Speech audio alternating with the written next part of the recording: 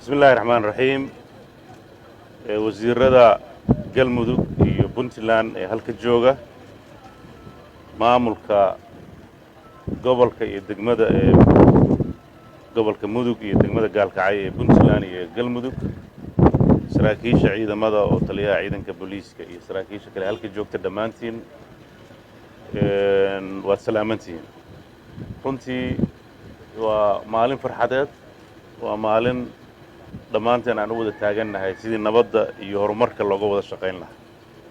waxaan uga mahadcelinayaa dhammaan intii ka soo shaqaysay oo labada maamul heerarkooda kala duwan ah heerar wasiirra iyo heerar gobol iyo degmaba ah in magaalada gaalkacyo wejigii ay lahaan jirtay inay iska beddesho dadaal badan baa la geliyey wakhti badan baa la geliyey maantana waxay u muuqataa inay ku socoto tubtii saxda ahayd oo aan rajaynayno dadka ehelka oo walaalaha ah oo degaanka ah inay colaad meesha ugu wada noolaan lahaa inay nabad ugu noolaadaan in laba maamul oo hal dal ah ay magaalo ku wada yaallaan wax qariiba maaha laba dal oo kala duwan oo hal magaalo ku yaalla adduunka jirta oo laami kala baro marka halka waaba hal dal baan nahay laba maamul dawlad xubno ka ah ama dawlad goboleed baynu nahay laakiin hal ehel baan nahay marka waxaa la rabaa in lays aqbalo la wada noolaado waxa dadka ka wada dhexeeya ay wada qabsadaan qof walba wuxuu gaarka u leeyahay u qabsado labada dhinac hadba dhinacii kan kale ka taagroonna tiisa uu la qabto ma aha wax ka dhexeeya inay wada qabsadaan inuu tiisa hadba la qabto midba meesha uga awood badan yahay ama uga khibrad badan yahay waan rajaynaynaa ilaahay idankiis hadafkaasi inuu miro dhalo horumarku inuu shaqeeyo dadka horumarka hor taagan oo dhan noocay rabaan ama shaarkay doonaan ha gashadaane meel looga soo wada jeesto dad buu horumarku cadow u yahay dad bay bilicdu cadow u tahay oo meelaha burbursan ku dhuumaalaysta oo noloshoodii ay gashay inay dadka baabi'iyaan shaqo ka dhigtay noocay rabaan ahaadaan kuwa argagixisada ah kuwa tuugta ah iyo kuwa la midka ahba oo aan nabadda iyo nolosha aan jeclayn intaba waxaan rajaynayaa in meel looga soo wada jeesto ciidanka booliiska iyo maamullada gobolka iyo degmada ay sidii u shaqayn jireen ay labalaabaan labada dawladood waxay diyaar u yihiin aniga iyo madaxweyne qoorqoor iyo heer wasiirrada amniga iyo arrimayaasha gudaha heshiisyadeennii u dambeeyana ka mid ahaa labadaas wasaaradood oo saaran inay si midaysan u shaqeeyaan amniga iyo arrimaha gudaha oo labada dhinac ah sidii loo horumarin lahaa degaanada ay iska dhex galaan oo ugu muhiimsan tahay magaalada gaalkacyo degaanada kale waa degaanooyin miyi ah oo u baahan in nabadda uun la sugo oo wacyigelin u baahan laakiin tan waa magaalo la rabo in laysdhex galo in la kala joogo lama rabo waxaa la rabaa in la ganacsado in laysdhex maro in la kala dego dhinacyada xaafadda dhinaca galmudug waan nidhi maalin dhawood hala dhiso inta xataa ay ka soo noqonayaan hadda muqdisho u badan yihiin xataa waa laga sii kiraysanaya ee dhista dadkaana inagu soo fidaaya meesha marka in guryihii la dhiso degaanadii la hagaajiyo intaas danta guuda ku jirta waan ku faraxsanahay maanta runtii inaan dhagax dhiggaan aan goobjoog u ahaado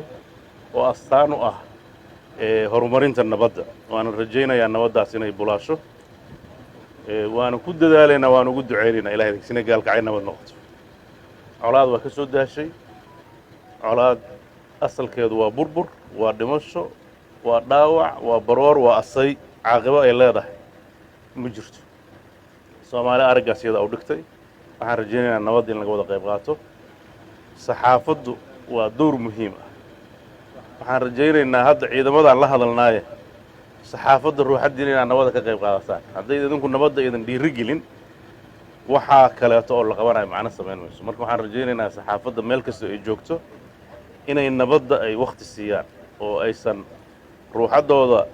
sidii kuu oran jiray meel dagaal ka jiraan bililiqa ka helaya idinka ruuxaddiinna meel khilaaf ka jira warar ka dhex raadina keliya oo wararka xun ayaan la buunbuunin kuwa wanaagsan ha la hirgeliyo adduunku saxaafaddu waxay ka mid yihiin suldadaha ummaddu leedahay marka waxaa la rabaa iyadana sidaa in loogu shaqeeyo idinka qaybta nabadda kaalin weyn ka qaadan doona waan inii rajaynaynaa inta aad ka qaadataan laakiin waxaa la rabaa saxaafadda mudug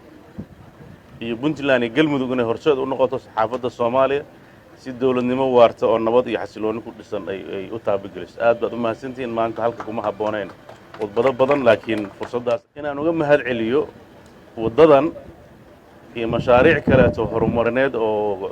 ka hirgashay magaaladan gaalkacyo hay-adda SSF oo runtii wax badan ka qabatay shaqooyinka horumarinta ee ka socda ee dhinaca amniga ha ahaato saldhigyada booliiska laga dhisay ha ahaato jidadka isku xiraaya labada maamul iyo soolarka iyo suuqyo iyo mashaariic badan oo nabadda ka shaqaynayay oo runtii wax ku ool ah hadda kadibna waxaan rajaynaynaa puntland iyo galmudug mashaariic iyadu ay leedahay inay qabsato haddii ilaaha idmo hay-adaha nabadda ka shaqeeyana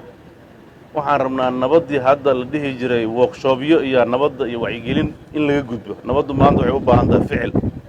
oo jidadkii iyo degaanadii iyo suuqyadii iyo meelihii dadkii barakacay iyo dadka hantidoodu ay burburtay in gacan laga siiyo si bilicdii magaaladu soo noqoto waxaan rajaynaynaa iyadana aan ugu qareemi doonaa dadka guryahoodii xataa dhisan la in laga kaalmeeyo inay dib u kabashada qaybtooda ee maaragtay laga kaalmeeyo si magaaladii ay isu beddesho oo nabaddii u horumarto insha allah waxaan rajaynayaa wasaaradaha arrintaa ay khusayso inay iyadana mashaariic noocaas ku saabsan diyaarinteeda ay ka shaqeeyaan oo ah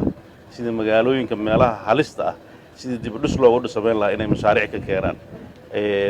guud ahaan iyo ciddii kaleoo gacan naga siinaysaba aan ula tagno marka arrimahaas in xoogga la saaro aad baad u mahadsantahay